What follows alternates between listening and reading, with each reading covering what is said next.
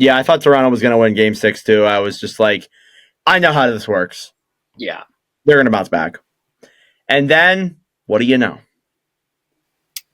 I'm just going to tell you this. I have a photo here. I'm going to just announce it. So, consecutive winner-take-all games in playoffs.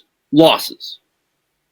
They're the three longest right now ever. Number 3, Colorado, 2002 to present. 7 straight Game 7 losses. Yeah. Toronto, 8 straight. 2013 to present. The longest in history is the New York Rangers. It was 10 straight Game 7 losses. That was from 1937 to 1984. That's like 50 years. Yes. That's actually crazy. Yeah, so you look at these, like, mostly Toronto, because the Avalanche one's kind of surprising to me as well, but Toronto, 2013 to present, that's only 12 years. So I made a graphic, and I got a lot to say. I made a graphic. I'm going to put it on screen here right now. So it's going to show off my editing app because I don't really know how else to show it. So these are the last 10 Game 7s for Toronto. Okay. Ignore all the Photoshop stuff. Ignore this as well. I don't know why that's here. So these are the last 10 Game 7s from the Maple Leafs. They've lost 7 in a row. Fun fact, 7 of those, all 7, are within the last 12 years. Wow. 7 Game 7. It is impossible for a team to be this inconsistently bad. It is impossible. I don't even know what to say. Like, okay, I had this whole speech prepared. We're going to go with it. You're missing Columbus. Well, you're using Game 7. That was a Game 5. That wasn't a Game 5. Like winner take all. Okay. No, sorry. Yeah, you could have included it, but yes. So, LeBlanc, you're way older than me. You've been watching hockey a lot longer than me. I have. I started watching hockey in 2017. I was 10 years old. 4th grade. Feel like a crazy time back then.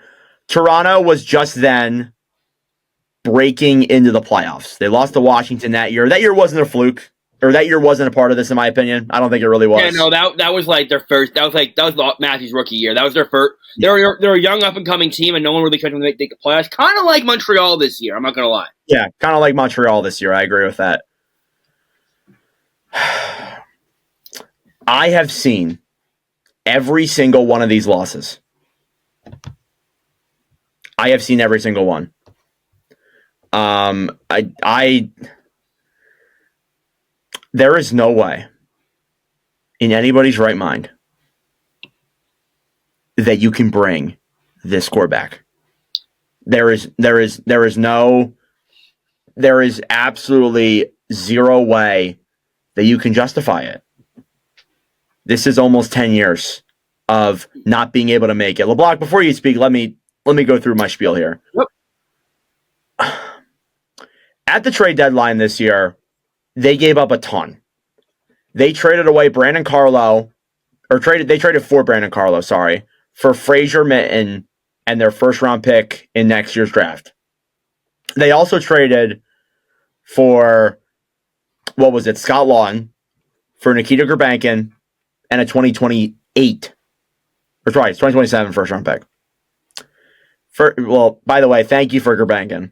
I love that guy. He's been unreal in Lehigh Valley, I gotta say. You traded away your entire future, essentially, besides Easton Cowan, your next 3 first-round picks, your 2 of your top 3 best prospects, which I think, again, we've had this argument before, LeBlanc. I feel like Toronto prospects are a little bit overhyped in a way, but still, they're very good prospects. Yep. You traded those away for 2 more wins. 2 more wins in the playoffs. You traded all of that away for 2 more. Now, granted, Carlo and Laughton have term, so they will be here after this season. They're not rentals. Still, 2 more wins. Fucking unacceptable. Mitch Marner is gone. You can't say anything to me whatsoever. He is gone. He is done. He is not coming back to Toronto. He is going to be a Philadelphia Flyer in 2 weeks, maybe 3 weeks. Actually, more than that.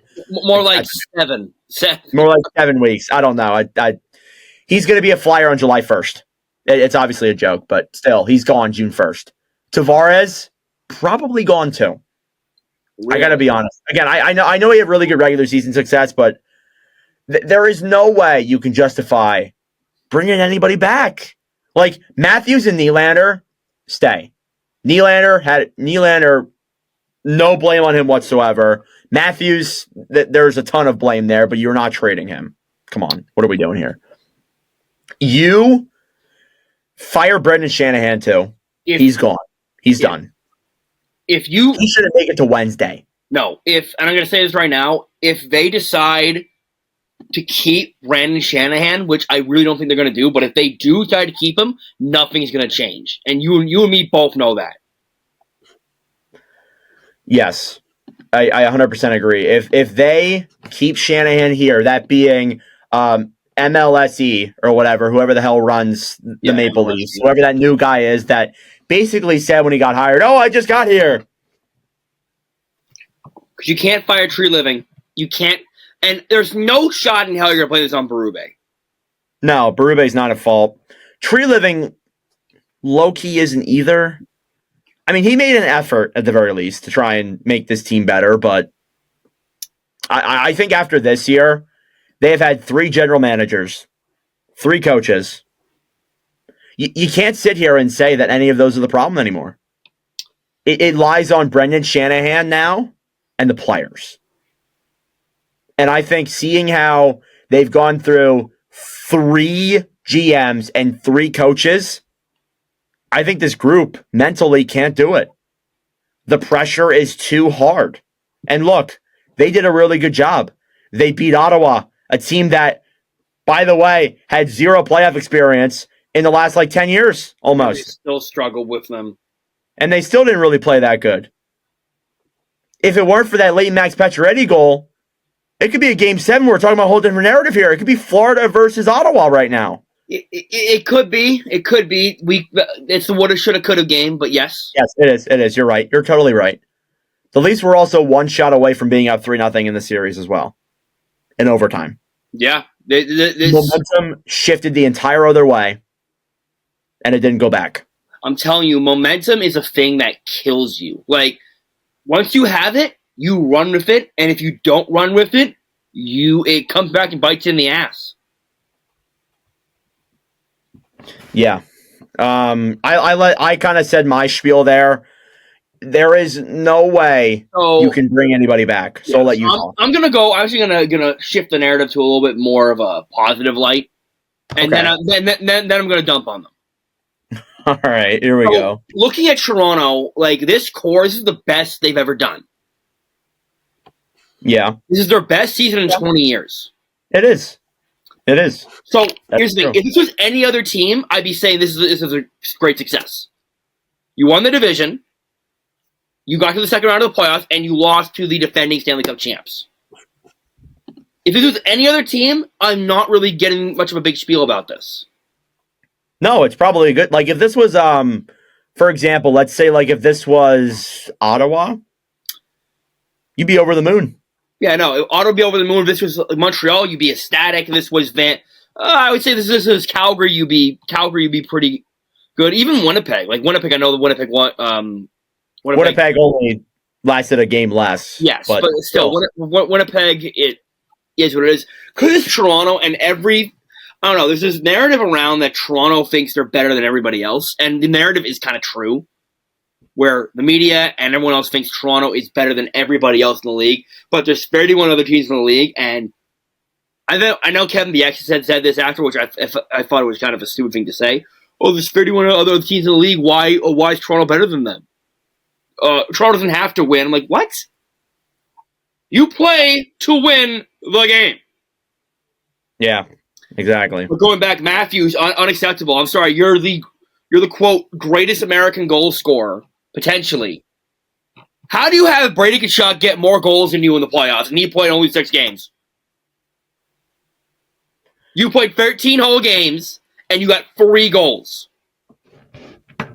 It's unacceptable. You are the goal scorer. It's unacceptable. It's so unacceptable. The way every team, the way everybody played except for William Nylander is unacceptable. Nylander, dog. Like, he should be the captain. I'm not gonna lie. Honestly, yeah. Marner gone. There's no shot he comes back. Yeah, there is no way unless they're giving him 15. Like, I'm being serious. Or if Shanahan stays around. Yeah, because I know Marner's from Toronto, so I get it. Yeah, I get that. I'd be really shocked if he came back. I'd be shocked as well. I think Tavares comes back, though. I don't know. I mean, maybe now that they're letting go of Marner, but like, at a lower cap hit, I think they keep Tavares. Possibly, yeah. Just seeing the way he played in that series. I'm not gonna lie. A couple of players who really stood out to me as not playing great this series. Morgan Rielly. Rielly might be. Rielly signed that big deal, but they might try and find a way to get him out of there. Rielly, like, first round Rielly was great. Second round Rielly was a ghost. Yeah. Brandon Carlo had a horrible playoff. Lawton also had a horrible playoff. I'll say this. So, deadline acquisitions in this series.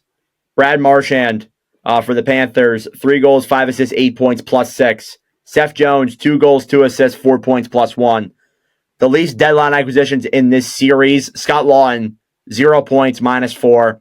Brandon Carlo, 0 points, -4. You traded away your entire future for that. I expected more. Like, I'll be honest. When they got Lawton, I thought it was a good fit. But now looking at Lawton, didn't play well when he got there. He didn't play well down the stretch. He didn't play well in the Auto Series. He was a ghost too. I didn't hear his name be called even once. Yeah, I'm going to be honest here. I could see them flipping one of them this offseason. They have term. Lawton and Carlo? I can see it too. Because here's the thing. You need to, if you trade away assets, you need to get good asset management. So I'm not trading a first and bringing for Lawton and having Lawton do this exact thing next season and have him walk for nothing. I agree. So I really do think Lawton might be a trade candidate this offseason. Yeah, he might be, honestly. I think that for a guy like him who's a center, he can, play on both ends. He always works hard. I mean, he looked like he was working hard at points in this series, but yeah, I'll give him this. I saw the effort there. I saw, like, the back check's great, but, like, just the production isn't there. He always had that in Philadelphia. That was always a narrative in Philly. Just, could never get it done here with Toronto. I don't know. Like, I mean, I could see that too, to be honest. You got to find a way to recuperate for your assets somehow, some way. Mm-hmm. Otherwise, like, I really... If Marner walks, which I assume he's going to do, the Leafs are going to bring in somebody. Yeah, I would agree with that. But you got to recuperate for what you lost in some way. And I'm going to say There's no way you can get away with this. I'm going to say this. I honestly don't think Marner had that bad of a playoff. You don't think Marner had some very costly mistakes in a couple of games in the Florida series, but I don't think he had a terrible playoff. He wasn't bad in the Ottawa series. No. This series, especially when it mattered. Did you see the clip of him yelling at the bench? Yes, that is probably going to go down as one of my favorite clips. I'm going to tell you this: you don't yell. I'm sorry. I haven't seen Marner talk like that, act like that, ever. I agree. So that kind of tells you that, yeah, he's pretty much done. I mean, I've seen a lot of things where, like, he's like, upset on the bench and all of that stuff. And Nylander saying, "Stop crying, bro. This isn't juniors," or whatever he said. I know that's not exactly what he said, but still. Like, I've never seen him like that. Never. I've never seen him like that before in that sense. I've never seen I've seen him, like you said, lash out on the bench. I have never seen him lash out like on the ice to his own bench. Yeah, I've never seen him get that emotional in Which a game. means, and like I think Martin's also a very emotional player. He is. Yeah. Yes. So that, and I think it was his last game as a Maple Leaf. I think it was too. I wholeheartedly think it was too. But like, so, you said, you can't run this back. You cannot run this back at all. There's no chance. There is not a shot in hell you can bring any of this back. Now, I'm going to put myself in the Maple Leaf in Shanahan's shoes. If I was Shanahan, I wasn't getting fired. I would find a way to trade Marner's rights. Get something back. You can get something back. I'm trading Riley. I'm trading Lawton, and I'm going big game hunting. I'm going big game hunting, or I'm working the trade market. You need to aggressively retool his roster. This roster is not built to win a Stanley Cup. It's not built to go far. It's not. I feel like it's too much talent, not enough. There's no ferocity. Yeah, no. Honestly. So here's the thing. I think to win a you need is 5 pillars to win a Stanley Cup. You need a good goalie or a hot goalie. You need a defensive defenseman who can shut down. You need a bolstering power forward. You need a goal scorer, and you need a third, middle six that can defend and score. You have some of those qualities. And you have some of those qualities. You have the goal scorer. Stolarz is a really good goalie, and Wall's really good. You have a great tandem. That wasn't the problem at all in these playoffs. The Leafs don't have a premier power forward. You could say Matthew Knies, who we haven't talked about at all.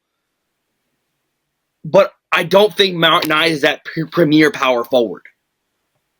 Yeah. Knies also isn't a power forward. I know that's the narrative people are saying. Knies is a sniper.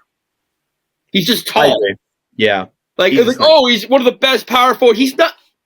He's a sniper. I mean, he is a way where he can be physical and play that way at the same time, but he's not like a Brad Marchand type of player. He's not your a premier power forward in my eyes is like Leon Draisaitl. Honestly, you know what they could really use? They could use a guy like Sam Bennett. Yeah, I was going to say, I'd be afraid Sam Bennett was going to be a Maple Leaf because it sounds like Sam Bennett wants to go to somewhere in the northeast United States or Canada. A guy like Sam Bennett would be perfect for them. Yeah, I agree. And for sure. Another guy who would be perfect for them, and I know this is going to sound like an old head take, but a guy like Tom Wilson. Yeah, they need that type of player. They don't have somebody who can they have guys who are the framework of that, like Max Domi and a couple other players, but they're not like Max Domi. I'm sorry, Max Domi's not a top 6 player. They can't hit and score at the same time. They can't. Which is why a lot of the better teams have a premium power forward. For sure. Yeah, I agree with that. All right. Florida, their premier power forward is why am I blanking? Sam Bennett. Yeah, my bad. My apologies. Carolina has Svechnikov. Dallas has. I wouldn't call Rantanen a power forward, though he's big. Dallas has guys like that. They have big guys though. Yeah, they have guys that can score up and down their lineup, and they're guys that can play physical. Yeah, and Edmonton has Draisaitl. Yeah. And Evander and a couple other players like that. I don't know what they're going to do. I don't know what I said my spiel what they should do. I have no idea where they're going to go from here. But I'm interested to see what they do. Because you can't hit reset. You don't have any assets anymore. You can't hit reset. You're in the weirdest position. Because your core isn't good. Like your core is good, but they're not good enough. I'm not going to lie to you. The best option they might have is run it back. That might be the easiest option. They need to, and I would not be shocked in the slightest if they go that way. I'm going to be honest here. What they need to do a Huberdeau type trade. They do. They need to make a trade like that. They need to trade one of their better assets for a better young asset. Because Matthews is 27 now. Marner's 28. They're getting old. Yeah, they've never been to the third round. Yeah, it's whatever happens, but that's my spiel. We're going to play a game here. It's going to be stay or go. Ooh. We're going to go through the entire Maple Leaf roster and talk about whether we're going to stay or go. Entire roster, brother. My God. Yes. The entire, well, all of them won't be that bad. Is this, are we doing this who I think should stay or go, or what I think is going to happen? What we think. All right. Okay. Austin Matthews. Stay. Stay. He stays. There's no way you move on from him. You can't really. Even though, like, he's at fault a little bit, there's no way. William Nylander. Stay. Stay. There's no, if you trade Nylander, you're on crack. I'm sorry. I got to be blunt. Those are the only two that are, like, Untouchable. Safe. Honestly. Everybody else is kind of in play. It's a some stratosphere. John Tavares. I think he stays. I'll change my narrative. I think he stays as well. Okay. I feel like maybe they move on from him, but he probably does stay. Mitch Marner. Gone. Gone. He's got to be gone. He's got to be gone. There's no way you can justify it. Mm-hmm. There is no way you can keep him around. Max Domi. I think he stays. He's like 4 years left on his deal. Yeah, so you gotta tell me how many years they got left too. I don't know who. They took away cap friendly. I'm not too familiar anymore. You got cap. You know what cap wages is, bro? No, I don't. Cap wages is like cap friendly, but like a little different. I'll have to show it to you. All right. David Kampf has 2 years left on his deal. I think Camp is gone. Really?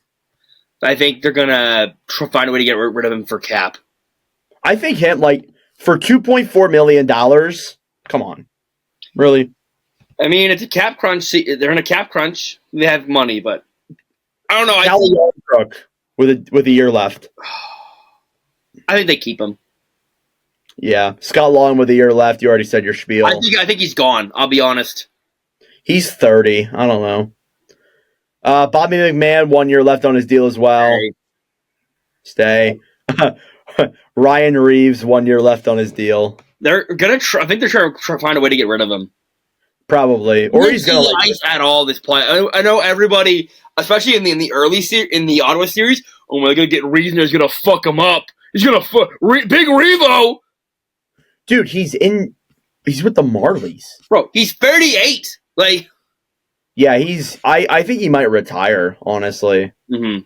Like, that might be it for him. And then you get into the guys who are on, like, expiring deals. Okay. Matthew Nyes, I think you keep him. Nyes is going to get offer sheeted, but they're going to match it. Yeah. Robertson, honestly, might be gone. Gone. Like, I think Toronto would like to keep him. He's a hardworking player, but... He's been dealt a bad hand by the organization. I think he wants to leave. Yeah. I'm pretty sure he requested a trade. I think he did. I think we forget, like, last September, like, before he signed his deal, he's like, he wants to go. Mm-hmm. So I think that's probably going to happen. Max Pacioretty. Retires. You think so? He's 36. I don't know. I just don't think he has that much left in the tank. I think maybe they keep him around. He had a really good playoff, though. He did. I think they keep him around one more year. Yeah. Because, you know, those kind of vets move constantly, so I could see him he'll definitely sign with a contender. Yeah. Pontus Holmberg. Stay. And then Steve Lorentz on the forward core. I think he's gone. Yeah, they probably let him go. All right, defense. Morgan Riley. I'm going to say stay, but I could see him leaving too. Yeah, he probably stay. He's on like a 7-year deal until like 2031. He's going to like the third year of his deal. Yeah, so he's staying. Even though they'd probably love to get rid of him, he's staying. Chris Tanev stays. Stay. They just signed to a big-ass contract. Tanev had a pretty decent series. I didn't think he was bad either. Yeah, he was really good defensively down the stretch, for sure. He was. What about Oliver Ekman-Larsson? Stay. Probably. They're all on long-term deals. That defense core is the best core they've had for the defense. So 100%. Brandon Carlo. Stay. Jake McCabe. McCabe is gone, I think. Really? You think they're going to move on from their deadline? I mean, they signed McCabe to a I think contract. teams going to give him more money than I think teams are going to give him more money. They signed McCabe to a contract, though, man. Yeah, they did. No, he's staying then. No, Yeah, they signed him to a. I thought he's UFA. That's my bad. That's my bad. Simone Benoit. He should stay. He's earned a spot. And then just some random guys. Phil Myers signed a 2-year deal. Myers AHL depth. Yeah, AHL def. I remember Phil Myers. What a guy. Philippe Myers. Bro's been traded like 4 times. Flyers legend. All right, and then the goaltenders. Anthony Stolarz. I think these two stay. Anthony Stolarz stay. Joseph Wolfskin on a deal. Stay. I'm going to give you a take. Okay. The Leafs should trade Stolarz while his value is high. They should, honestly. And they should make Wall the starter. They should, honestly. I think it feels like, I don't want to say it's like all Marcus Swayman, but it feels like, when that Ranger season where Lundqvist went down and Cam Talbot came in and really played well, and then he found himself in Edmonton. Right, yeah, I agree with that. I think that would be a good take. I think I could see that. I mean, look, you would love to keep both of them, but you don't really need both of them. I was just like, having a good backup is essential. Having a backup that should be a starter is a detriment. I think in this case, they should probably move on, to be honest with you. If they can find someone who wants Stolarz and they will give them like a second or a first round pick for him, do it. Yeah, go for it. If you could even trade him at the draft. That's what I mean. Like you can get back into that second round. They do have Florida's second, but still, if you could get back in there, that could be huge. It's like an early third, though. Let's be real. Yeah, probably. Yeah. Any more thoughts on Toronto here? It's done. We'll be making more videos and podcasts on them, I'm sure, as this moves on. If you want, I can look at some of the quotes that have been said. But I'm just so happy you don't have to hear about Biz anymore. I don't have to hear Biz anymore. Oh yeah, couple things about that. I'm not done yet. Biz, Canadian oldie, hockey Illuminati. Holy crap! I'm so done. It's over. Me and you talked before the game started. We said that we are sick of hearing this narrative of the curse is over. There's these things that are linking it back to 1967. It's like the Rangers. I swear, I see so many TikToks every single year where it's like, oh, Mark Messier breathes, Artemi Panarin breathes, Rangers are winning the cup. I hate the 1994 narrative and the 1967 narrative. I have a quote for you. What do you got? Oh, God. What do you got? Austin Matthews said the Leafs had too many passengers in Game 7. What does that mean? Passengers are people are like, you know what the term pigeon is? Yeah. Pigeons. Like guys who just do nothing. The passengers, the guys who are just there for the ride. I'm sorry. Matthews was the biggest passenger this entire playoffs. You can't be saying that.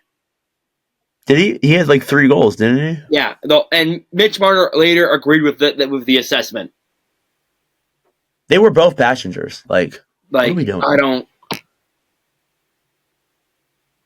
get it. I suppose that too. And I'm going to say last thing on the Leafs, Biz, you goof, and I think Marner leaving is a benefit to Matthews and Marner. Honestly, yeah. I feel once they're apart, they'll do better. Yeah, I agree with that. They're how do I put this?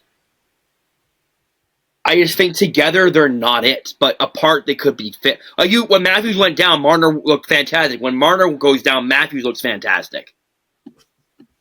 They just don't gel. They don't, honestly. So I agree with that. I low-key think they don't like each other. I kind of do agree, yeah. But yeah, but that's it for Toronto. Tea time's at 10.